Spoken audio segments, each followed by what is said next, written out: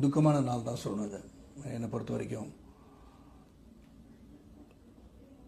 மருத்துவமனைக்கு போகும்போதெல்லாம் அன்பு சகோதரன், அன்பு நண்பர், புரட்சி கலைஞர் கேப்டன் அவர்கள் பூர்ண குணமடைந்து வீட்டுக்கு வந்து மறுபடியும் பழைய விஜயகாந்த் அவரை பார்ப்போம்னு நினச்சிட்டு இருந்த பல பேருக்கு இது மிகப்பெரிய ஒரு அதிர்ச்சி.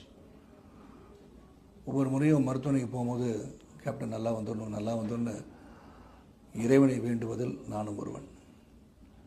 நான் அந்த ஒரு என்ன சொல்ற நட்பு எங்கள் 2 பேருக்குள்ள ஒரு டீப் ரூட்டட் ஃப்ரெண்ட்ஷிப்னு சொல்லுவாங்க. அதாவது என்னுடைய வாழ்க்கை பயணத்தில், கலைவுல பயணத்தில் வந்து ஒரு மிகப்பெரிய ஒரு சரிவை நான் பார்க்கும்போது என்னை சப்போர்ட் பண்ணது விஜயகாந்த். பல முறை நான் சொல்லியிருக்கேன்.